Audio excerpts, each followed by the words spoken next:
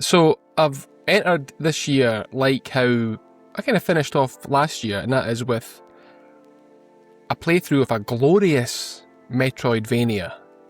In that I'm playing Mio Memories in Orbit. And my, is it good? It's stunning. Stunning, cel-shaded almost Metroidvania set in what seems like maybe like a kind of post-apocalyptic world. It's quite vague, as are all great Metroidvanias. What's going on? I don't know. It looks like you're kind of in this old, abandoned... they keep on... the characters refer to it as a ship. It's a big bloody ship if it's a ship. But you can see remnants of the past world. You can collect a little pickup. You pick something up and you go, oh, it's something travellers carried in there. Travellers carried in days gone by, and it's like a biscuit, like a wee penguin style biscuit in its packet.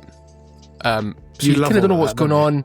Your job is to almost bring this ship back, or the station back to life, by going and reaching out to the, I'm going to say, like, extremities. Like you see these sort of big creature type things that are like the overseers, and one's like, you need to go here and fix the hand, and you need to go up there and fix the head and the heart, and there's the blood, and they've all got each individual sort of biomes that they oversee, and I think that's what you do that, and that's you bringing this ship back to its past glories. But there's a lot of stuff going on in the background, like there's crashed like monorail type things in the background. It's really overgrown with this like lush like vegetation in some areas. One bit's frozen completely. Nice bit of ice skating when you're on that, nice and zippy. But it's just such a nice game to play. Like, if I was to ding it for anything, it would be that I feel that save stations are very few and far between. So a save station is where you maybe meet up with one of these overseers. They like are sat somewhere, and that's where you can go and you can like implement or attach your trinkets for upgrades. Mm-hmm. But there are also these little stations around the game where, so you when you beat an enemy, you collect their the soul equivalent, or as it's called here, it's spelled N-A-C-R-E. It's like Nasra. I don't really know. But I've sort of taken on to calling it knockers, and what they're called. Yep. And what you do is, these are like, they call them they're droplets, and you can expend these knocker droplets at these. You can expend these. Thank you for naming the episode so early. Carry on. Okay, that's fine.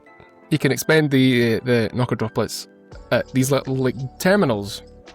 If you lose any life, then it's like cost you 10 droplets to replenish one bit of life. And I was like, wonder if this also works as a save station. So I was like, I'll just quit out the game. No, you can only save at these sort of overseer points. Right. So if I was to say, it would be good if those stations were there and they acted as a save point, would be good. Because sometimes it does feel like a long way back from the particular save points to wherever you're going. But like I said, you can get like little trinkets to add, so those stations where you spend those droplets don't cost anything. You can get one that gives you more slots, like that kind of stuff. The kind of like standard Metroidvania. I can't remember exactly what they're called, the little trinkets. But you kind of go around. There are little lore bits dropped in everywhere. There are different branching paths, and much like if you go somewhere on your way back, you can find different routes back to the same point. So the next time you go, it doesn't take as long. But again, it's because it's the kind of game that it is quite difficult. Some of the bosses, you're like, this isn't fair. Like, it feels like that it should be easier this early in the game. And I've definitely had my head kicked in by a few of the bosses. But one thing I have noticed is that when you're in there, Actually, I was going to say you're not locked in the room. I think you are locked in the room with some bosses, but not others. So you can like leave the area where the boss fight is, and then there's that little pool area to replenish your health. But in doing that, it regenerates all the enemies again. So if you do that and head back in, you just restart the boss fight. But I've definitely had one where I've been like really struggling and I didn't want to go all the way back to the save station to travel back, so I would just nip out, get my life back, and I had that attachment that wouldn't cost me any droplets, so I could basically just rinse and repeat, try my best, and then as soon as I got down to one, or I think you get two lives to start with, but there are two that are greyed out, and when you run out of the two, it all goes red, and that's your like. That's where I was like, right, I have to take the fuck out of this room, or I'll need to go back to the save station and spend 30 seconds, it's not long, to get back to here, but I'd rather just go out, replenish, come back in, try again, not worked, go out, replenish, come back in, try again. But I think there are some actual bosses that you are locked in, so I think that is the case. But really interesting, like it's, to look at the character Mio, reminds me a little bit of, what's that 3D Metroidvania that came out last year, the year before? Blue Fire? Yeah. There's a similarity in the character design on like a really basic level. That's just one thing that reminds me of it. And if I could say another thing that would make it a tiny bit better is your movement speed. When you're not on ice, you're quite quick, but generally you're at like a one locked speed. You can't sprint, and it's a touch too. It's not slow, but you're like, I wish I could just run a bit quicker. Just a tiny little bit back quicker. A little almost. You just kind of want to make a wee bit more progress. No upgrades for that? There might be. I've not found one yet. Okay. Did you say you've played through it all? No. Or how far are you? I'm 6 or 7 hours in. Okay. So I'm really I've expanded sort of to look at the map, the left hand side, and now I'm kind of looking into the right. I've done a lot of on the right hand side of the map, but I think there are maybe 6 or 7 overseers that you need to go and find. Right. And so you can get to a point pretty early on. You go, right, how do I get up there? And you try and get up, but it's just impossible. And it ends up, classic Metroidvania, that you need to find a power up to be able to get up that far. But it's just really kind of branching, and it's quite a densely packed, quite tight in some aspects. Game where the levels are you're kind of working your way through a root system of a tree almost in some parts, and it's just cool. It's a really cool game. It looks it. Yeah. It looks stunning. There are bits where you go when you get your upgrades. This sort of, you see him at the start. It's kind of fixing you. You're like a robot or something. He's fixing you up. He gives you your initial moveset, and then you come across like these tunnels, little sort of grates, a tunnel into the ship, and he'll give you more upgrades once you've beat a boss. But to get that, you've almost got to play. It's not a mini game, but like you almost go into a dream-like state where everything changes. You almost look like a stick man running through the level to give you the sort of basics of this new ability that you've got. And then you get to the end of the little level, and this little stick claw comes down and like picks you up by your wee stick man head and lifts you out, and then that's you coming back out with the tube again. It's really cool. Really enjoying it. Yeah. Well, that's good. Is it a tad right? So I'm basing this purely on what you said and the trailer. It looks a little bit. It looks really Hollow Knight-y.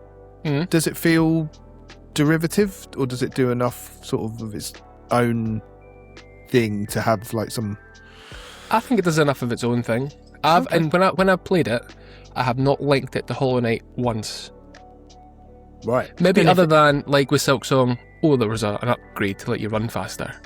Be like, that'd be good. But other than that, there's nothing else that I've said is Hollow Knighty. Like the characters are all, they're these robots that are kicking about, giving you a little, a little bit about what's happened to them for them to get to where they are there. There's a robot you have to rescue who ends up opening a shop and is quite acerbic in the way that it comes across. It's just it's just cool. It's really well thought out. I think given how fresh in the memory Silksong is, for you to say that it's not doing that kind of speaks volumes for how much it is doing its own. Yeah. Yeah, it's good. Yeah, like I said, if there was anything to be, maybe making those little knocker baths save points. Yeah. Are they fast travel points, or are there any fast travel points? The fast travel points are when you meet up with an overseer. Okay. I think they're called overseers. When you see one that kind of wraps its robes around you, and you're like in between it all, and it says overseer memories or something like that. So I think they're overseers. Difficulty wise, I know you mentioned the bosses are a challenge. Does it feel more or less difficult than Silksong? Oh, it's less difficult than Silksong. Yeah. At least at the moment. Isn't everything? Yeah. Yeah. That's good. Yeah, because I know that a lot of people's complaint with Silksong was that it was just too punishing to play through, to get any enjoyment off. So, like there are with Silksong, you had those not a boss rush room, but like what would you call it? When all the enemies the waves of enemies come at you. There are similar things in Mio, but it's not as difficult, like nowhere near as difficult. It's still like a challenge to it, but nothing too bad. That's cool. Do you think you'll carry on with it? Oh, 100%. And have you got any inkling as to how long it might be? No idea. I like that. I guess you'll know when reviews come out. Yeah. I'd suggest, thinking of it now and how much I've got to do, maybe 20. That's a random guess on the basis of what I know, who I've still got to meet in terms of all those other overseers, how long it might take me to get there, where they are. Yeah, it's difficult. If you enjoyed this video, there's a good chance you'll like our weekly podcast, The Mimic's Veil, available on all good and evil podcast services. And if you'd like to support us, gain access to our lovely little Discord and our Patreon exclusive podcast, Chin Bat, head over to patreon.com/The Mimic's Veil.